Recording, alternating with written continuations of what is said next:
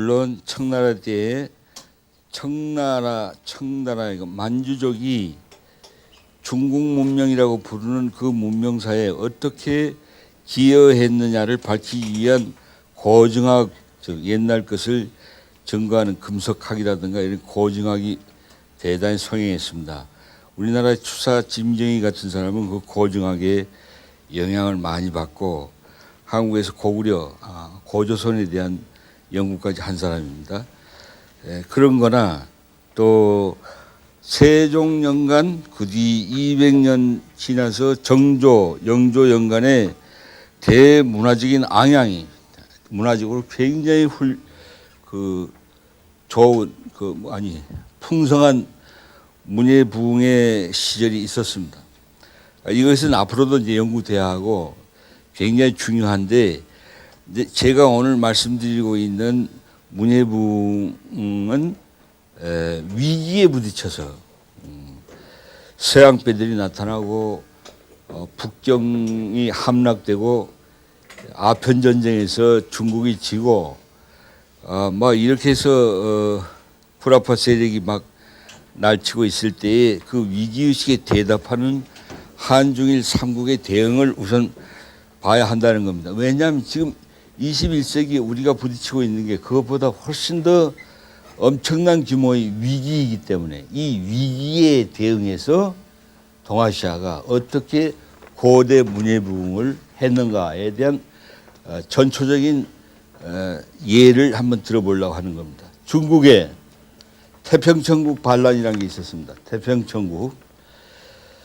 홍수전이라는 사람이 자기가 40일 동안 열병을 앓고 나서 자기가 예수의 동생이라고 생각을 하고 혁명을 일으킵니다. 이것은 우선 이 청나라를 물리치고 한족이 민족혁명을 일으켰다는 한족 민족주의의 태동입니다. 그러나 내부에서는 토지개혁과 여성해방이라는 큰 주제들이 있었습니다. 그러나 사상적으로는 혼돈의 질서라든가 이런 것과 관련해서는 별다른 게 없었습니다. 그 다음에 그 이후 한참 이후 강유이라든가 양계초 등이 나올 근대화 시절에 담사동이라는 철학자가 있습니다. 인학, 사랑의 학문이라는 저술이 있는데 일종의 사랑의 우주학입니다. 사랑은 전 우주를 점령한 거대한 에너지라고 파악하고 역동적인 우주관을 생각했습니다만 혼돈의 질서라든가 여기에 접근은 못했습니다. 21세기적 관점에서 보면 태부적입니다. 그 다음에 유명한 공산주의자로서 모택동의 스승이었던 이대교라는 당시 북경대학 도서관 관장 있습니다. 이 사람도 일찍 죽었는데 폭유론이라는 저서가 있습니다. 우주 에너지 전체를 폭유로 보고 그 우주 에너지의 운동 과정에 대해서 생각했지만 당대 막시즘의 당대 유물주의적인 당대 과학적 틀에서 크게 벗어나질 못했습니다. 그래서 혼돈론에는 접근을 못합니다. 일본은 어떠냐? 일본에서 가장 유명한 운동은 에자나이카 운동입니다. 에자나이카, 아무렴 어때라는 뜻입니다. 아무렴은 어때? 그리고 마치 미친 사람처럼 막 징치고 뭐 북치고 그러고서 막 남녀노소가 떼지어서 돌아다녔습니다. 이것이 일단은 일종의 세속 생활 전체에 있어서는 일종의 혼돈적인 질서라고 보입니다. 그러나 여기에서 사상사적으로 접근은 없습니다. 그러나 이거는 제가 보기 에자나이카 운동은 우리나라에서도 한번 일본의 유학에서 연구할 필요가 있다고 생각합니다. 그 다음에 오모토교, 개본교라는 게 있습니다. 이건 동학과 흡사한 농민적 세계관을 드러내고 있는데 또 이것이 그 이상은 나가지 못하고 있습니다. 대개 이렇게 반응은 있습니다. 중국이나 일본이나. 그런데 그게 일본은 명치유신으로 저쪽 중국은 손문 이후에 강유이 양계초를 거쳐서 손문에 의한 소위 한족 청나라를 몰아내고 한족이 민족혁명을 이루고 민권, 민생, 민주 이런 삼민주의 철학 안으로 흡수되고 그 다음에 모택동에 의해서 승계됩니다. 그래서 질서면 질서지 혼돈이 들어갈 여지가 없었습니다. 중국과 일본의 이 같은 대응은 그나마 고대의 문해부흥과는 거리가 멀다는 점을 잘 보셔야 합니다. 근원적인 우주 이해에서 거리가 멀다는 것입니다. 우리가 고대 문해부흥이라는 것은 고대에 어떻게 간략하고 아주 심플하게 우주와 인간, 삶과 이 세계 사이의 관계를 직관했는가 하는 점을 잡으려고 하는 것입니다. 그래서 예컨대 우로보로스론이 지금 서양에서도 고개를 들고 있는데 힘은 못 씁니다. 아직도 반지의 제왕 같은 영화를 보면 반지, 우로보로스입니다. 그게 뱀이 자기 꼬리를 물고 빙빙 돌아가는 게 우로보로스입니다. 원시간이라고 그러죠. 지금 여기 나의 실존적 삶에서 시작해서 지금 나의 실존적 삶으로 돌아오는 그러나 한 차원이 바뀌는 이 뱀이 자기 꼬리를 물고 돌아가는 것. 이것을 동아시아에서는 용화세계, 뱀이 용입니다. 용화세계라고 표현해서 일종의 원시간이라고 고대라고 부릅니다. 그러면 이런 질서는 서양인들에 의하면 고대의 질서인데 이 고대의 질서를 악마적 질서로 보죠. 반지의 제왕은. 반지가 없어지면서 폐기되면서 서는 게 아라곤의 왕권 국가입니다. 왕권, 남자에 의한, 남성에 의한, 왕에 의한 건달프라는 예언자와 즉 종교와 합동한 국가의 성립입니다. 이것은 가부장제의 시작이고 목곤제가 끝나는 것이고 그리고 일종의 주술적 세계 이해가 끝나는 겁니다. 그런데 지금 르네상스라는 건 상당한 정도로 고대의 바로 이런 원시간, 자기 회귀적인 확충의 시간, 앰플리피케이션. 여기서부터 시작해서 뱅뱅 돌면서 자기 존재를 관찰하고 또 밖에서 안으로, 안에서 밖으로 나오면서 인간의 정신을 관찰하는 소위 칼 융의 임상법과 같은 겁니다. 현대적인 정신과학의 기본 임상법입니다. 빙빙 돌면서. 이 확충이라는 게 원래 고대의 시간입니다. 그리고 여성 중심의 모권제 사회의 세계관입니다. 이런 것과는 거리가 멀다는 얘기입니다. 지금 중국이나 일본이. 그럼 한국은 어떻게 대응했느냐? 바로 이 점입니다. 한국은 우선 세 가지를 생각할 수 있습니다. 동학, 최수훈의 동학, 김일부의 정역, 그리고 강증산의 소위 용화세계 천지구시입니다. 간략간략하게 말씀드리면 이게 막 길게 써왔는데 다 말씀드릴 수가 없습니다. 동학은 인류 문명사 전체의 대천환을 고대 원형의 부흥사상으로서 봅니다. 그래서 다시 개벽, 후천 개벽이란 말을 합니다. 그리고 무왕불복, 한 번 간 것이 다시 돌아오지 않는 법이 없다. 말을 바꾸면 한 번 지나간 과거는 반드시 되풀이된다. 무왕불복입니다. 원래 근거는 주역에 있습니다만은 무왕불복은 최수훈의 사상입니다. 이래서 현대의 대혼돈과 같은 당시 19세기 세계와 우주 질서에 대한 대안을 내놨으니 생명과 우주의 근본 주체를 신이기도 합니다. 신, 하느님. 최수훈이 뭐라고 그러냐면 혼돈한 근원의 우주 질서라고 부릅니다. 혼원지 일기. 혼원지 일기란 말을 지극한 기운이라고 표시하는데 혼원이란 말은 궁궁, 활궁자 두 개를 써서 혼돈을 말하고 일기는 주역에서 태극을 말합니다. 태극은 일정한 우주 질서의 상징입니다. 음양 태극. 궁궁은 혼돈의 상징이고 태극은 질서의 상징입니다. 그런데 최수훈이 하느님으로부터 계시받은 부호, 원형, 아키타입은 태극 군궁입니다. 질서이면서 혼돈입니다. 이렇게 질서를 먼저 세우는데 그 다음에 소위 하느님이 이제 규정을 말하는 첫 번째 주문에는 직이라고 하고 설명을 해서 혼원지 일기라고 말하면서 혼돈을 앞에 세우고 질서를 뒤에 세웁니다. 이건 아직도 유학이 아직도 조선 사회를 강력하게 지배하고 있었고, 자기 이 최수훈 자신도 자기 아버지가 거남 최옥공으로 성리학의 대가올시다, 영남에. 그렇기 때문에 거기서 완전히 빠져나오지 못한 거고, 선천의 유교 성인 공자의 진리는 그것대로 존중하면서 새로운 후천 개벽을 해야 된다고, 그러니까 이중적인 입장을 취하고 있기 때문에 이런 얘기가 나왔고, 아직까지도 우리가 옛날에 봄, 여름, 가을, 겨울에 이 순서는 그대로 지켜집니다. 지켜지면서 안 지켜지죠? 뭐가 오나요? 개나리, 진달래, 무슨 벚꽃, 목련 뭐 한꺼번에 다 피고 그만둬요. 옛날엔 간격을 두고 피웠죠. 이런 것들입니다. 그러니까 질서가 아직도 주역 시대에 2800년간 계속된 질서가 유지되면서 유지가 안 된다 이 말이에요. 이 역설입니다.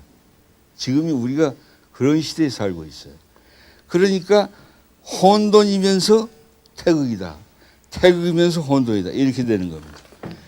이것은 여러분이 아는 그 역철학, 역과학으로서 현대 과학에 대해서 상당히 의미심장한 자극을 줄 수 있을 거로 나는 봅니다. 그런데 이거는 이번 미국에서 내가 이제 대학 강의할 때 전부 이 얘기 했습니다만은 얼마만큼 유럽이나 아메리카의 과학자들이 주시를 할 것인가. 이 텍스트들은 또 마찬가지로 하버드 대학의 도서관에 다 있어요. 그런데 이걸 어떻게 우리처럼 어떻게 해석하느냐의 문제입니다. 그 다음에 정역. 1879년, 아까 동학은 1860년에 계시를 받습니다. 정역은 20년 후인 1879년에서 1885년 사이에 충청도 연산에서 김일부라는 사람이 원래 주역 전문가입니다만은 받은 계시옷이다. 허공에서 8개를 보는데 이 사람이 발표한 정역은 현대 우리가 경험하고 있는 쓰나미, 태풍, 지진, 화산, 그러니까 하리케인 같은 거, 지구 자전축의 이동, 북반구 해빙과 남반구 해수면 상승, 침몰, 이런 것들이 다 나타납니다. 이 책에는 1897년, 1885년 사이에 공표됐습니다. 이 책에 이런 지금 우리가 겪고 있는 지구적 사태, 우주적 사태들이 다 나타난다는 점을 의문을 가져야 돼요. 어째서 이 19세기에 이런 얘기가 튀어나온, 그때도 이미 지진 해일은 있었지만 오늘 같지는 않았죠. 근데 이때 이미 나와요. 이런 후천 세계의 출현의 우주 질서를 설명하는데 주역 전문가입니다, 이분은. 근데 주역의 우주로는 우주 현상을 설명하는 원리는 동양 음악의 원리로서 율려라고 합니다. 율려. 네, 이제 내가 칠판을 되도록 안 쓰려고 그러니까 율려인데, 율은 되게 남성, 질서, 중국, 그리고 그 천자 임금님, 이것이 중심입니다. 아까 군자. 그리고 여는 여성, 혼돈, 오랑캐, 중국밖에, 한국도 오랑캐죠. 그 다음에 이제 뭐 불확실한 거, 아까 얘기한 공, 허 이런 거. 유럽 사상사에서 쫓아냈던 거, 그런 것들이 전부 여예요. 그래서 율이 양인데, 음양으로 보면 양을 높이고, 여가 음인데 음은 낮춘다. 이게 주역의 원리입니다. 그 변화의 철학임에도 불구하고 2800년 동안 그것이 중국을 지배해 왔습니다. 그런데 이것을 1879년 85년 사이에 나온 김일부 선생의 정역은 똑같은 역철학이고 역과학인데 상수학 체계입니다. 간지의 상수학, 우주 수학이에요. 수리 체계입니다. 그런데 여기서 이 윤려, 우주 운동의 그 기본 음악인 윤려의 법칙을 여율이라고 뒤집어 버립니다. 이거 어떻게 생각하세요? 여율이면 어떻게 되냐? 이제까지 남자가 중심이었던 게 여자가 중심이 된다는 얘기예요. 이제까지 질서가 중심이었던 게 혼돈이 중심이 된다는 얘기예요. 이제까지 중국이 중심이었던 게 중국 바깥의 오랑캐들 세 개가 다 중심이라는 얘기예요. 그리고 군자, 지도자 이것만이 아니라 소인, 소위 백성이 민중이 다 주인이라는 얘기예요. 실제 있어서 이 정역을 보면 기위친정이란 말이 나옵니다. 기위친정. 기라는 거는 간지에서 맨꼬라비예요. 맨꼬라비에 있는 것들이 친정. 친정은 임금노릇이라는 뜻입니다. 맨꼬라비가 누구예요? 그때 이름도 시원치 않은 여자들. 애갱치들. 때려 죽여도 좋은 애갱치들. 우리 자랄 때만 해도 매로 살았어요. 매로. 요즘 매 안 맞고 살죠. 애들. 우리 요만큼만 해도 몽둥이로 찜질을 당했어. 그 애들이 소인배들이 길거리에 노숙자가 또는 노동자가 정권을 잡는다는 얘기예요. 임금이 된다. 이런 세상이 앞으로 온다는 얘기입니다. 1879년 얘기예요. 자, 이거 어떻게 생각해요? 혼돈의 질서입니다. 혼돈 나름의 질서의식도. 그러니까 신비적인 상수학 체계라는 얘기입니다. 인문학으로부터 원형 기준 패러다임의 제시를 받아서 촉발될 수밖에 없는 현대과학, 혼돈과학의 운명인데 이 정역 경우에는 상수학의 체계로 수리화된 신비주의적인 새시대의 예언입니다. 그 대전변이고 문화만이 아니라 문명, 지구 체계의 1월이 바뀐다는 얘기입니다. 1월. 그래서 365일에서 5일이라는 윤달이 전부 없어져서 360일로 되고 하지 동지 같은 극후 춥고 더운 날씨가 없어지고 추분 중심에 서늘하고 온화한 날씨가 지배해서 4천년 유리세기가 온다는 겁니다. 난 이 부분은 찬동 못합니다. 나는 유토피아 싫어요. 유토피아에 이제 아주 유토피아에 물린 세대라 이런 건 안 믿어. 다만 이것이 이제 변화하고 있다는 것은 대단한 겁니다. 이것이 나는 유럽, 아메리카의 과학계에 연구만 들어간다면 상당한 역할을 할 것이라고 자극을 줄 것이라고 생각합니다. 예감 안 와요? 내가 그래서 제프리 추 얘기하고 제레미 리프킨 얘기를 한 겁니다. 진짜 과학은 문학예술부터 시작이다. 그 노벨 화학상 받은 제프리 추가 말한 거 가만히 생각해 보세요. 심지어 그 엄밀주의자였던 데카르트까지도 일루전을 봅니다. 벽에서. 그리고 방정식을 풀어나가요. 과학이란 건 이상합니다. 마지막으로 강증사는 1901년에서 1909년까지 공생활을 합니다만 자기 자신을 옥황상제라고 불렀는데 그런데 전 우주가 질서로부터 혼돈 지배로 들어간다고 공표합니다. 그래서 남성 하느님인 자기 자신으로부터 여성인 자기 마누라에게로 우주의 대권력을 이동하는 붓을 벌립니다. 자기 남자 제자들이 다 모여있는 가운데서. 그게 정업, 대응이라는 곳에서. 그래서 마누라 보고 식칼 들고 자기 배 위에 올라가서 하늘과 땅과 사람의 3개 대권력을 당장 나한테 내놓으셔. 그러니까 강증사님 밑에서 잘못했습니다. 당장 드리겠습니다. 이렇게 합니다. 그리고 일어나서 그 자기 주변 둘러싸고 앉아있는 남자 제자들 보고 이것이 천지굿이다. 세상은 이 방향으로 바뀌니까 도와라. 너희들이 할 일은 돕는 일이다. 이렇게 해서 어떤 세계가 오는가? 영화 세계가 온다고 그랬습니다. 내가 이러다가 기독교 사람들한테 혼날지 모르지만 뱀 세상이 온다는 거예요. 그런데 이상하게도 불교에서는 영화 세계를 미륵 세계로 해석합니다. 근데 이 해석만 해도 책이 몇 권이니까 여기서 말 못하겠고, 그러니까 단순히 기독교들이 뱀을 죽이는 거, 또 뱀을 요한묵시록처럼 불 속에 가둬놓고 천년을 못 나오게 하는 거, 성존이 뱀을 죽이고 성자가 되는 거, 이런 것과는 상당히 거리가 멉니다. 동양에서는 애당초 여권, 모권제를 철폐할 때에 뱀에 대한 것을 완전히 버리질 않고 용으로 또 받듭니다. 용. 그러니까 동양이 상당히 타협적이죠. 좀 여유가 있고. 서양은 악으로 규정하는 데 비해서 아담 신화에서 동양은 용으로 좀 변신시켜서 합니다.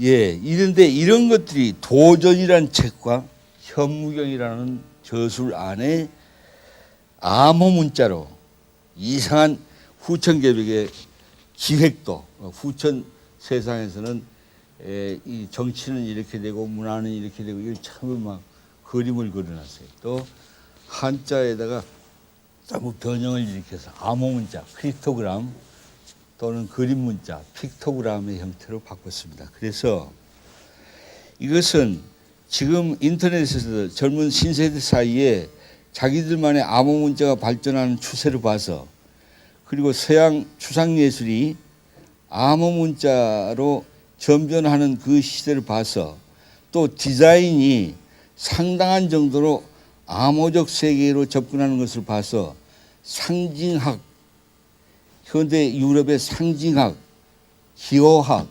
암호학을 동원해서 이 도전과 혐오경에 있는 암호 체계가 지금 변하고 있는 시대, 그리고 앞으로 올 21세기에 우주와 지구의 현상에 대해서 어떤 과학적 내용을 갖는가를 따져봐야 합니다. 그런데 우리나라의 암호학 수준으로는 어림없습니다. 내가 물어봤는데, 그러니까 어차피 이것은 가장 유럽에서도 발전된 과학 기술이라고 하는 아메리카 과학과 손을 잡을 수밖에 없습니다. 요즘 기억해 주십시오. 중국에는 없는 고대 회복의 문해부흥, 동아시아 문해부흥과 전 인류 문명사의 대전환이라는 후천개벽에 대해서 19세기에 해석학적 눈동자가 한국에 나타났고, 또 이것은 오늘날에도 다시 검토돼야 하고 다시 검토되면서 살아날 필요가 있다. 그래서 이 눈동자를 통해서 중국 등의 동아시아의 혼돈 질서의 사상들, 아까 얘기한 사한체를 주고 있다는 유불선, 그리고 노장학, 이런 우리나라에도 있고 중국에도 있는 옛날 사상들 있죠. 퇴계, 남명, 무슨 원효 뭐 많습니다. 우리나라엔 이런 사상들을 유럽의 비주류 생명사상, 과정사상, 변화사상사와 함께 새롭게 해석하고 지구 대혼돈에 대한 탁월한 과학, 첫째 과학, 두 번째 철학, 세 번째 예술 내지 미학의 원형, 아키타입, 기준, 패러다임, 담론, 디스커스로서 다시 재창조하고 다시 해석을 해야 되지 않겠는가. 얘기 되게 그런 얘기입니다. 그래서 정리를 하면은 세 가지인데, 하나는 혼돈 과학의 혼돈 질서에 대한 과학적 해명을 하는 데 있어서 원형과 그 철학, 수학, 상징학적인 체계, 즉 과학 방면에서 따져 들어가고, 과학 방면. 두 번째, 고대 한민족의 생명평화 사상. 이 얘기 조금 해야겠습니다. 우리나라 전통 사상이 뭐냐? 생명평화입니다. 내가 생명평화 운동을 한다고 그래서 말하는 게 아니라 산해경이라는 경전이 있습니다. 산해경, 산과 바다. 이게 아주 옛날 경전인데, 이 경전에는 예맥. 동이족, 우리 한국의 한민족의 고대 조상이 동이족인데 동이족의 고대 부족 명칭이 예맥입니다. 예맥. 예맥은 아시죠? 예맥. 호랑이와 곰. 토템으로 하는 예맥족은 뭐라고 되냐? 예맥족은 호생불살생하고 호양부쟁, 고불사군자지국 이런 말이 나옵니다. 예맥족은 상한 것을 좋아하고 죽이기를 싫어하며 벌써 이거 기원경전입니다. 죽이기를 싫어하며 호양부쟁, 양보하기를 좋아하고 싸우기를 싫어한다. 그래서 죽지 않는 군자의 나라다. 산해경에 있습니다. 생명평화는 우리 민족의 전통 사상 가운데 아주 핵심적 사상이라고 봅니다. 홍익인간 이화세계도 깊이 따져보면 생명평화 사상 이외에 아무것도 아닙니다. 그런데 내가 작년에 중앙아시아와 동북아시아를 여러 군데를 기행했습니다. 내가 주시했던 것은 재미나는 신문 기사가 아니고 그래서 조선일보에 영 재미없는 기행문이 돼버렸는데 할 수 없죠. 샤머니즘 전문가들 또는 샤만이나 샤머니즘을 과학적으로 전공하는 학자들 이 사람들 만나는 게 내 일이었어요. 여기서 추출해낸 것은 중앙아시아, 북아시아, 바이칼 쪽, 동북아시아, 감차카, 이르크츠크 쪽 이쪽에 여러 샤머니즘의 핵심 전통이 생명과 평화라는 걸 확인했습니다. 그건 뭐 근거는 다 있고 생명평화 사상은 중앙아시아, 동북아시아로부터 시작한 우리 민족의 원류라는 얘기예요. 그래서 앞으로 우리가 아시아, 동아시아 문예부흥, 고대 문예부흥을 우리가 한다고 했을 때 불을 붙인다고 했을 때 생명평화의 사상을 불이 붙이면 중앙아시아, 북아시아, 동북아시아, 아시아 사상의 전통적인 가장 핵심적인 사상들이 올라오게 되는 거예요. 이건 굉장히 중요한 얘기입니다. 굉장히 중요한 얘기입니다. 이렇게 해서 지금 철학 방면, 아까 얘기한 과학 방면인데 철학 방면에 어떤 키워드가 나타날 수가 있다. 그런데 생명평화가 그렇게 중요하냐? 아까 얘기했습니다. 미국은 복음주의 종단까지도 미국에서는 복음주의 종단까지도 요즘 생명평화에 대한 목회를 하고 있습니다. 우리나라에서도 한기총 같은 보수 종단이 생명평화 얘기를 했습니다. 단 한 번이지만 테러와 전쟁으로 나단 법석인 미국에서 생명평화를 주장한다는 건 꼭 리베랄이랑 진보적 지식인들만의 일은 아니다 이 말이에요. 자, 이게 이렇게 중요시됐죠. 전 세계가 미국의 이라크전에 대해서는 비판적입니다. 그렇다고 이슬람의 테러에 대해서 찬성하느냐? 거기도 반대예요. 인권 문제? 그건 인간의 생명 문제죠. 전쟁 반대, 평화 문제입니다. 생명 평화는 내가 보기에 21세기 문명의 주 캐치프레이스가 될 것이다 이렇게 보죠. 이것은 철학 방면에서 어떻게 관통할 것인가. 철학으로 가면 생명과 평화가 철학으로 가면 혼돈 문제, 역동성 문제하고 질서나 균형 이게 문제가 됩니다. 역동적 균형 또는 혼돈의 질서 또는 디지털과 에코 여러 가지의 상대적인 이중성의 문제가 나옵니다.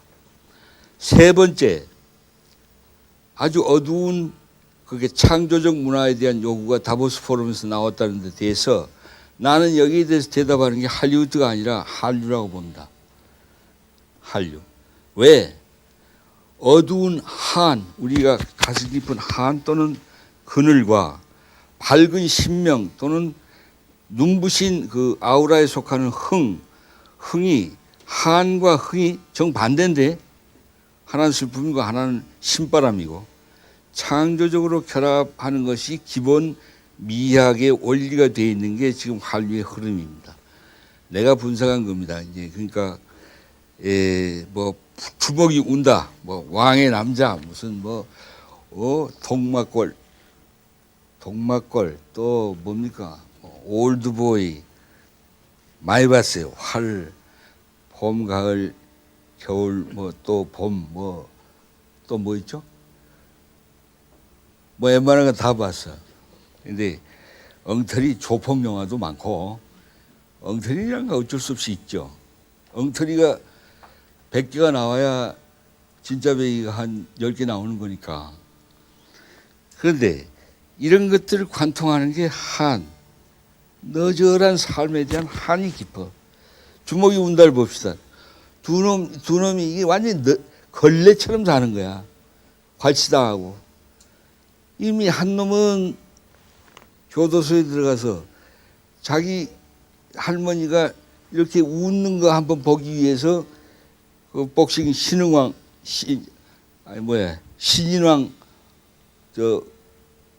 복싱 대회에 출전을 하고 한 놈은 옛날 복서인데 엉터리로 전락해서 마누라한테 쫓겨나는 거야. 마누라한테 쫓겨나니까 저 아들놈도 자기 보고 아버지라고 부르질 않아. 그러니까 저 아들놈한테 조그만 아들놈한테 아버지라는 소리 한번 듣기 위해서 그 복싱 신인왕에 도전하고 이 두 놈이 붙었어. 이게 완전히 한과 한의 대결이야. 그런데 여기서 그냥 주먹 왔다 갔다 하는 그 육회전 복싱이 난 세상에 복싱이 그렇게 신나는 건지 몰랐어. 스피디하고 뭐 멋져 스마트해. 그야말로 신바람이 나는 거야. 눈물이 쏟아지는데 울리려고 애를 쓰는 것도 아니에요. 영화가. 왜 울까? 흥 앞에 한이 전제되어 있어 그래. 내가 동포들 욕하는 건 뭐야? 욕이 아니고 이북 영화도 내가 봤어요. 왜 감동이 없냐? 흥만 있어. 흥만. 한이 없어. 그늘이 없는 거야. 나 막 즐거움만 하지. 밑에 인생의 신상고초, 배고픔, 이별, 그리고 산다는 것의 외로움 이런 게 하나도 안 보이는 거야.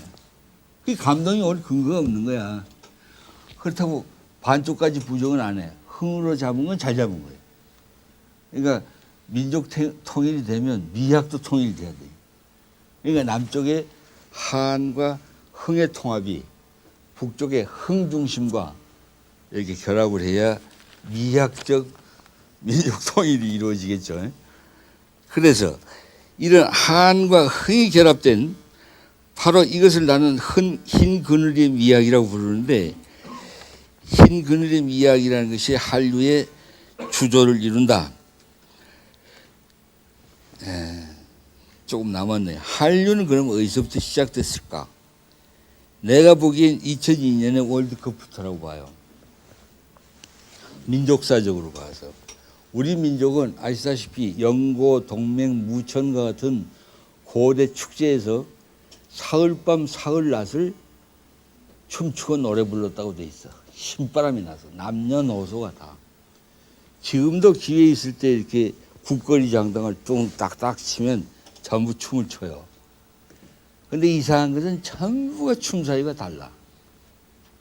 그 춤사위가 춤추는 이 제스처, 너름새가 다르단 말이에요. 그런데 이상하게 그게 어우러져. 그게 혼돈의 질서입니다.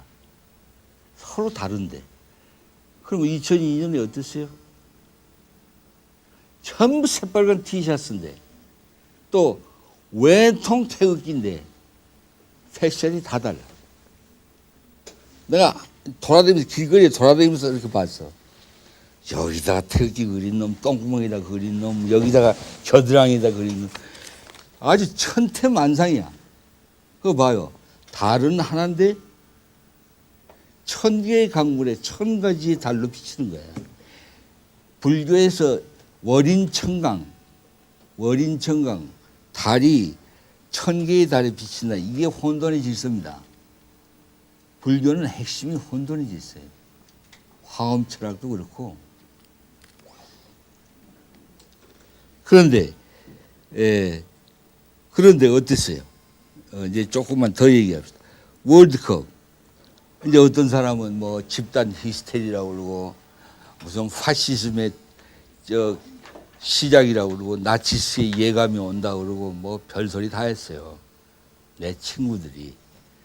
그래 거기서 이건 또 이례적이라고 그래서 한 번 오고 그만이다. 나는 또 오고 또 온다.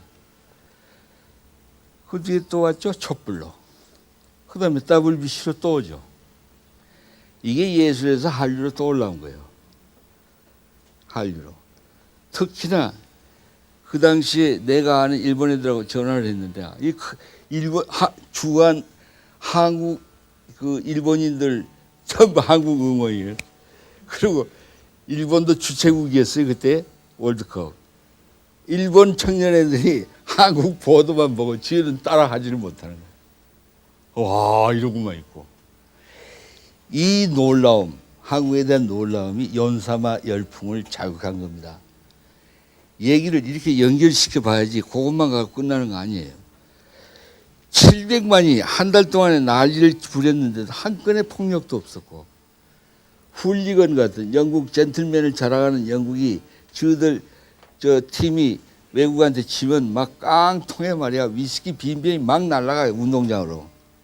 반 죽어. 그런데 어떻게 됐어요? 독일 전차군단한테 한국이 딱 지니까 코가 이렇게 한국 선수들이 빠져가지고 응원단 앞으로 오니까 뭐라고 그랬어요? 4만 명의 응원단이 한꺼번에 괜찮아 괜찮아. 자 이게 파시즘이에요. 또 독일 선수들이 의기양양하게 막 운동장을 도니까 도이치란드 쳐놓고 패전했는데 내가 이게 작년에 프랑크푸르트 가서 몰트만 유명한 해방신학의 몰트만 박사하고 대담하면서 교회에서 했는데 내가 그 얘기를 했더니 크리스찬들이 기립박수를 합니다. 놀랍다 이거 코리아는. 어떻게 독일한테 지고 나서 도이치란드 하냐. 그래서 그 다음에 자기 친팀한테 괜찮아 했다니까 박수가 또 터지는 거야. 여러분 정신 차려. 이건 민족주의하고 관계없는 거예요. 문제는 이런 감동이 어떻게 일어나느냐. 터키전에서 딱 지니까 뭐가 나왔죠? 대구에서 하드 섹션이 바로 나왔어. 프라이드 오브 아시아. 자 이럴 수가 있어요? 지가 쳐놓고 터키를 보고 아시아의 자존심이라고 올려세운 거야. 그래서 이 월드컵 막 끝나고 사흘 지난 뒤에 내 택시에서 보도를 들으니까 앙카라발로 터키 의회가 결정을 내린 게 있어요. 이 위대한 민족을 위해서 터키를 여행하는 한국인들에게 2년 동안 무료로 숙식을 제공할 거. 아주 재미난 사건이에요. 자, 이런 사건을 가진 월드컵이 한류에 유행했다. 그 다음에 WBC에는 뭐예요? 태극기를 마운드에다 꽂는 거 보세요. LA에서는 한국말도 모르는 2세, 3세 애들이 막 그건 천여 명이 기어 나와가지고 나는 그것도 아주 서툴대 한국말도. 나는 코리아이다. 나는 코리아이다 그러고 돌아다니고. 자, 이것을 단순히 국수주의로 볼 건가? 문화로 보자 이게. 응원단이 뭘 제기했습니까? 세 가지 중요한 고리를 제기했습니다. 명제를. 하나는 엇박, 대한민국. 그러니까 내가 우즈베키스탄에서 한국하고 붙을 때 그 저쪽 붉은 악마 건너편 좌석에 VIP석에 앉아 있었는데 뒤에서 우즈베키 사람이 대한민국을 하더라고요. 그러니까 이제 영어를 아냐고 그랬더니 안 돼. 대한민국 왜 하냐고 그러니까 빅토리의 뜻이라는 거야. 그러니까 대한민국 하는 게 빅토리인 줄 알고 대한민국 지우하고 지금 붙는데 뭘까? 대한민국 원래 사박자입니다. 대한민국. 이거를 대에서 한까지 길게 끌어서 삼박자가 됐어. 대한 삼박자야. 민국 이박자. 빨리 끊어버린 거야. 그러니까 삼박자 플러스 이박자, 삼분박 플러스 이분박에서 혼합박, 엇박이 된 겁니다. 소위 우리나라 말 엇 간다고 있죠. 혼돈이야, 혼돈. 또 삼박자가 원래 혼돈이야. 시끄럽고 이동하고 사랑하고 설명이 안 되고 막 우당탕탕 하는 걸 전부 삼박자예요. 고려 서교가 그래서 삼박자가 많습니다. 그러나 이조 중후기에 경상도 지방에서 나온 4,000개의 내방가사를 보면 전부가 사박자, 사분박. 그러니까 문학에서는 음보로 취급하죠. 음보, 푸트, 사음보예요. 사음보. 사박자 알죠? 우리말이 제일 기본적으로 안정되어 있는 구조가 사분박입니다. 사음보고. 그 반수가 이분박이야. 이박자. 내 친구가 마드리드에 스페인전이 있을 때 마드리드에 있어서 다큐멘터리스트인데 그때 전화를 해가지고 야 웃긴다 웃겨 그래. 뭐가 웃기냐 그랬더니 스페인전에서 스페인이 딱 치니까 마드리드 신문에 미다시 타이틀이 쭉 나왔는데 리듬의 실패. 무슨 리듬의 실패냐. 스페인은 원래 이박자 중심이에요. 전통 농경 국가가 이박자입니다. 우리나라 농경이 이박자 있어요. 그러나 원래 유목민 계열입니다. 그러니까 유목과 농경이 같이 있는 게 우리나라 문화입니다. 근데 대하나니까 깜짝 놀란 거야. 됐는데 민국 하니까 짝 그때 말을 내니까 그 사이에 공이 지나가 버렸다는 거야. 이제 그 녀석이 그렇게 말하고 막 웃긴다고 막 웃어 전화해서. 그래 내가 알았지. 리듬의 실패다 이게. 그 리듬이 혼돈의 질서입니다. 3+2. 이게 엇박이야. 그 다음에 뭐에 나와서 치우. 붉은 깃발, 도깨비. 이게 4,500년 전에 고조선의 전신이었던 배달국 제14대 천왕 자오지의 또나의 이름이 치우입니다. 이 치우는 중국의 누르왕차 황제하고 74회의 피해 전쟁을 치릅니다. 그래서 장자의 뒷부분 가면은 탕록대전이라는 전쟁기가 나와요. 거기 보면 황제와 치우가 전쟁에서 피가 100리를 흘렀다 그런 말이에요. 그러니까 대전쟁이죠. 왜 전쟁을 했을까?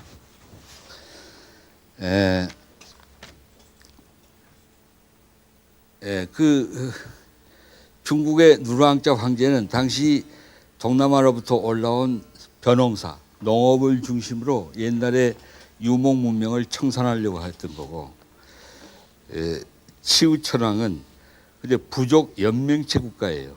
그러니까 이게 돌궐, 흉노 뭐 이런 것들이 있기 이전에 그 이전에 중앙아시아, 북부아시아, 남부아시아 이런 데 빙 중국을 둘러싸고 있는 여러 민족들하고 부족 연맹체 국가가 배달국이고 그다음에 고조선입니다.